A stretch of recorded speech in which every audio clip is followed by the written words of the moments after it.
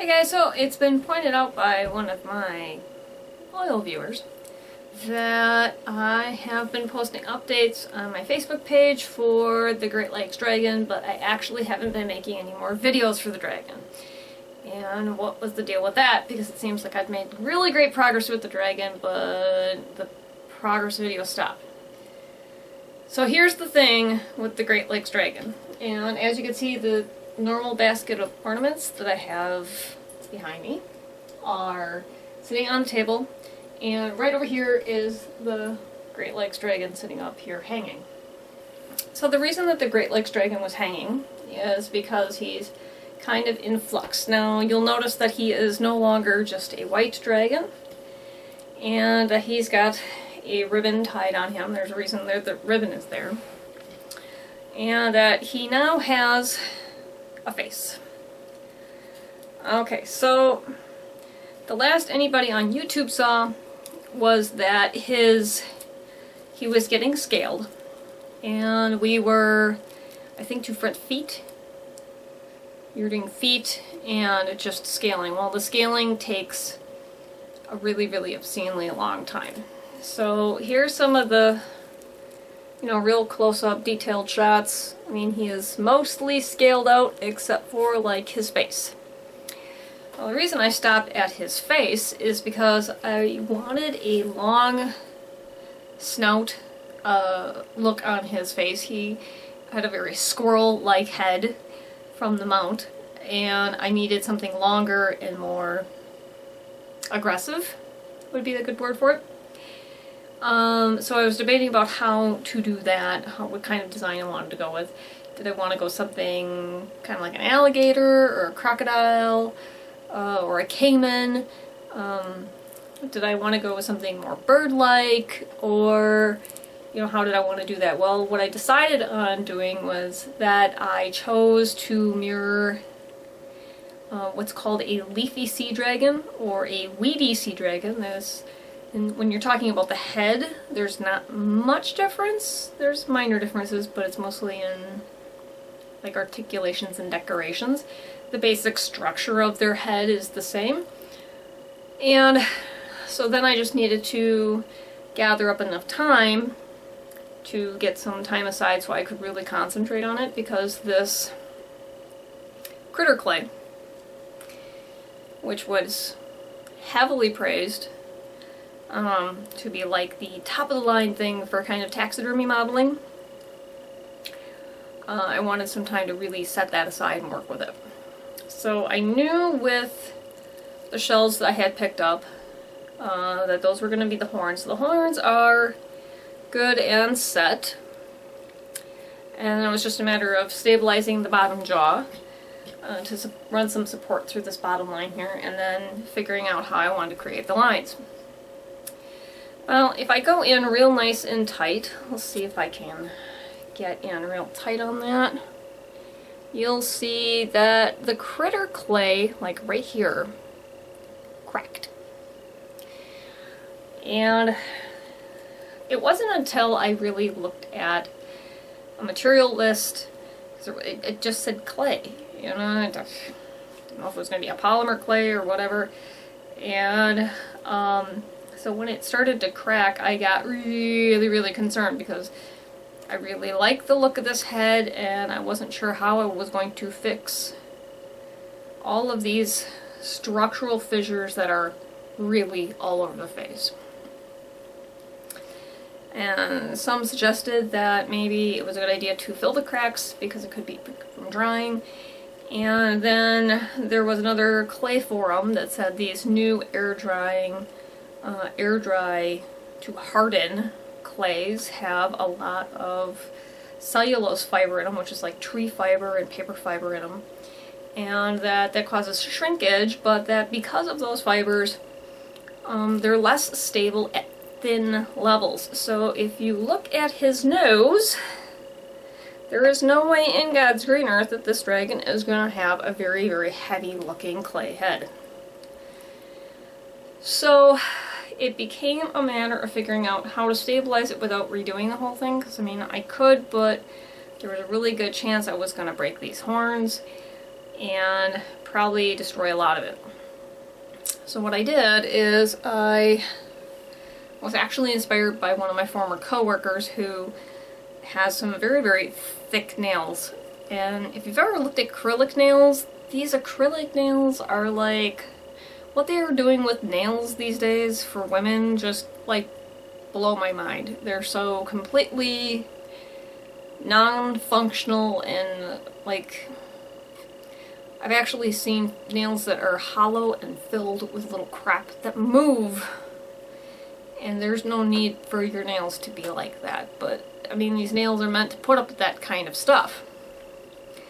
So I was thinking about that at work, and so I decided to go to Walmart and pick up some acrylic bond, because effectively this is the stuff that they use for acrylic nails to build up nails to take the abuse that people put through their nails through all day. So I put a coat on here to kind of help fill in the cracks, and because it's water soluble, this will act as a sealer and a bonder and a strengthener.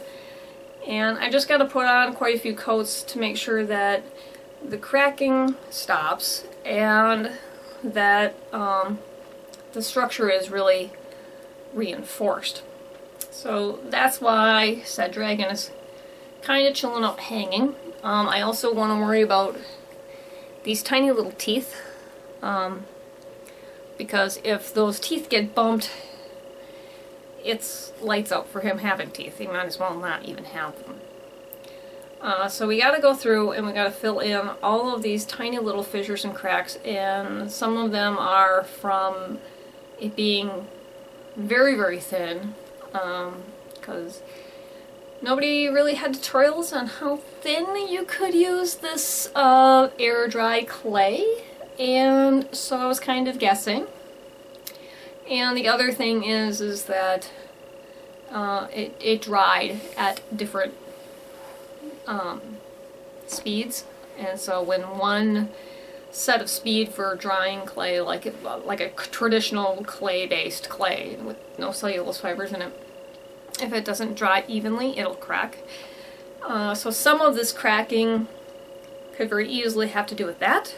But what we need to do is I need to go through now and go in with this acrylic nail strengthener and really fill in these cracks and reinforce what clay I have on here, and it'll help to set these horns a little bit better. And there is hot glue at the base of these horns, and of course the horns are hollow because they're actually shells.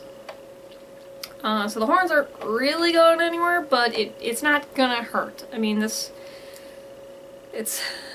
dragon is really meant to be a decorative piece, unlike Rocco. He's not meant to be handled and hands-on, but he's still gonna have to deal with some abuse. So that's where we are with his little face, is right there.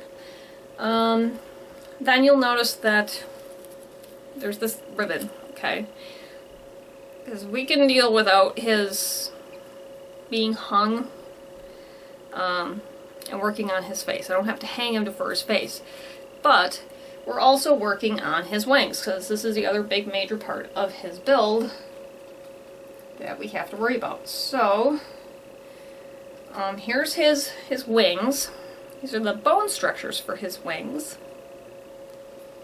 And basically what this is this is a 8-inch piece of wire. Think like floral wire, so it's like a 20 gauge wire. It's a pretty heavy wire. It's coated because I really don't want it to rust. So that's why I'm using the coated wire.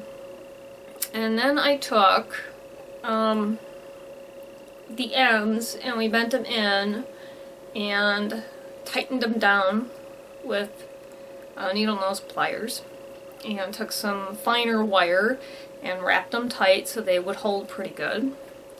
And then I took this, which is floral tape. Now this tape is this is part of my mom's collection of stuff, so this tape could be 5 years old, it could be 25, it could be 30, 40 years old. I have no idea how old this tape is. However, it's very yellow and not exceptionally strong. But I really don't need it to be strong or very self-adhesive. I just need it to help build up material on this wire frame. So we're doing one major finger out, and then the joint across, and then 2 digits out. And that creates this shape. Okay. And then I did a mirror of that. So I have 2 of them. And then what I need to do is really just build up this area here so that it's,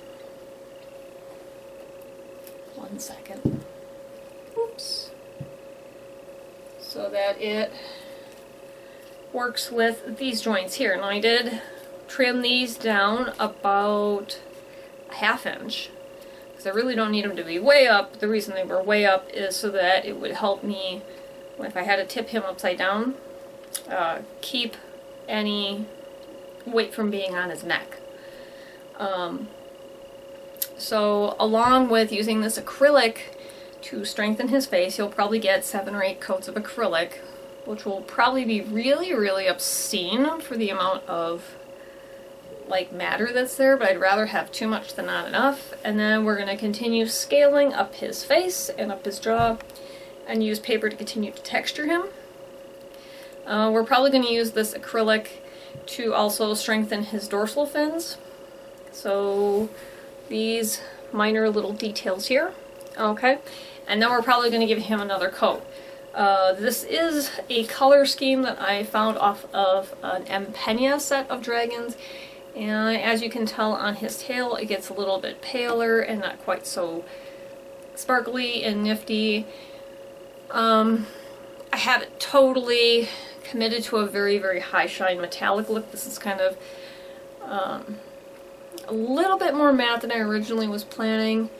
But we're probably going to be getting some detail in here. He's still going to have to get detailed out on his toes because his claws, some of his claws don't really match. Some of them are really, really heavy and others are really, really thin. So we got a little bit of work to do. But he's at least got a profile to his head now. So there's that. And in case anybody's curious, so we'll do this.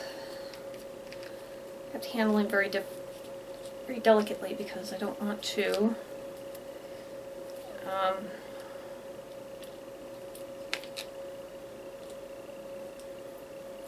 push on his fins, on his dorsal fins. So this is the bone structure for his wings. So as you can see, his wingspan is actually really nice and proportionate to his body. And we still haven't figured out how this has to go in with his encasement, but that kind of gives you a line of his top line. So his top line is good and flat, like we wanted. To go back on that. And we will get into wing structure later. Right now I am literally just putting clear acrylic to reinforce his face. So, face.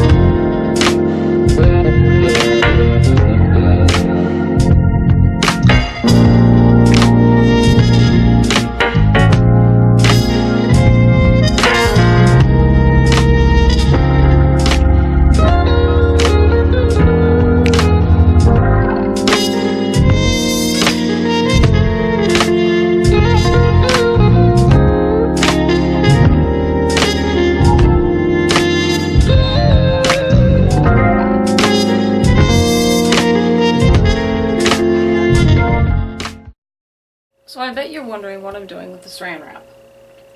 This is the thing about the saran wrap. One of the things that I really want to make sure that we convey with the wings, just like we did with the body, is a realistic sort of texture and skin. Because these are not going to be scaled or feathered or anything. They're going to be like a skin membrane, which is how most people think about dragons and their wings. So what I need to do is I need to come up with a lightweight, durable material that will bend and flex with the movement of these wings if I needed to. It will sag and be enduring and still carry forth that wrinkled, textured appearance of actual skin. So what I'm doing is I'm using cling wrap, and then we're using multiple layers of cling wrap to give it weight and thickness. So it'll look like this when I'm done. I know that doesn't really show up all that well on the camera, other than maybe just distortion and blur, and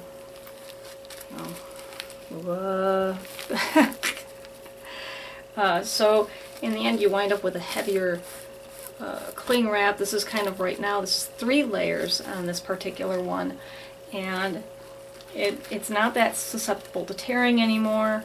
I'm sure I could tear it if I want to. I can definitely cut it with the scissors. But it's durable right now enough to act as a membrane in the wing to give a dragon lift. Now, there's still the issue that we have where it's weight-wise, the dragon wants to tip forward and roll forward on its head. And so now we're still balancing all the weight of everything that's currently on it. So right now we have a lot of weight toward the front end. I mean, it used to be, before we scaled this all out, that the weight center of balance was right about there, okay? Now the center of balance is much closer to the wings. That's not really going to work. And this is getting quite a bit of weight on it. I would probably say that this thing now weighs about maybe 1.5 pounds. So what I need to do is I need to get weight in this back end so he tips back, this way. And so when I post it, wherever I put posts in with the back end, because there's not really any branches available on the base to mount it up front by the wings. So we're going to use 2 things to counterbalance that. And one is the artificial nails, which is what I've got coating the head right here. So as you can see, the head has quite a few fissures in it. Giving it a good coat of acrylic enamel, like you would use on your fingernails, adds a little weight, adds structural support, keeps it from cracking, water seals it, so because this is water soluble, it gives it that much more sealing, so it does so many other things.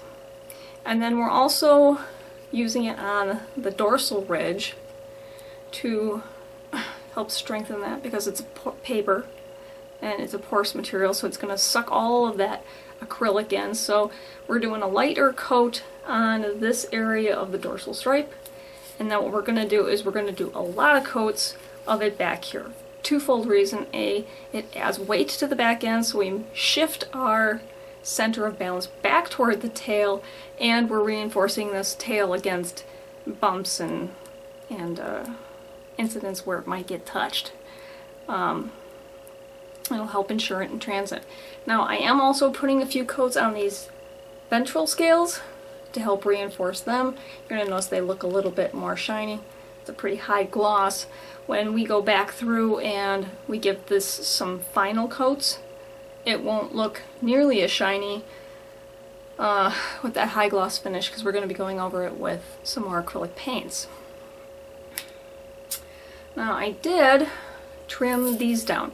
You're going to notice the styrofoam is back to being exposed, and that is because I needed to make a smooth transition between these wings.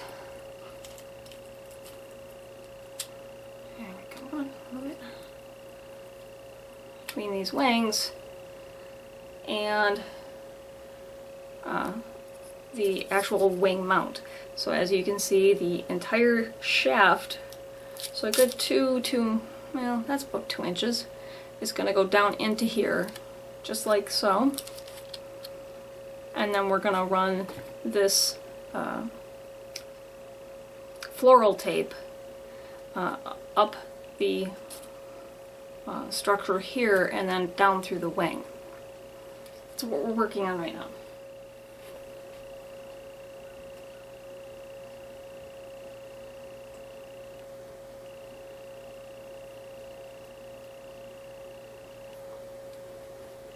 So right now we're at layer 4 with this.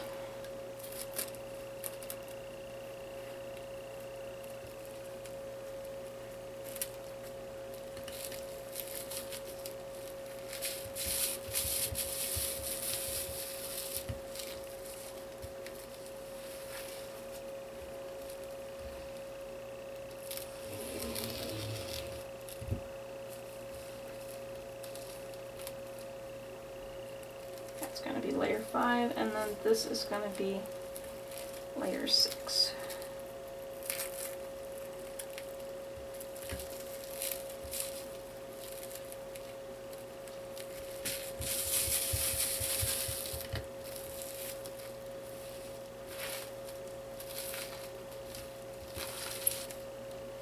Oops. It's a little bit crooked here.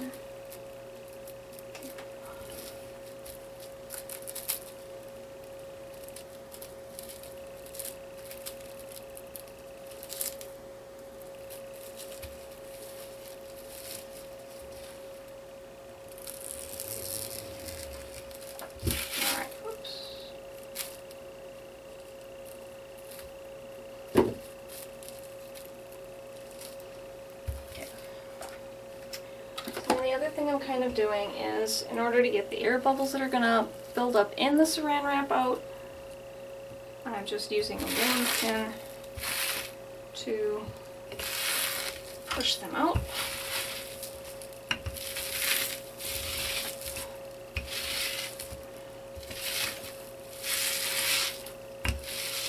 Alright, just like that. Okay, so this is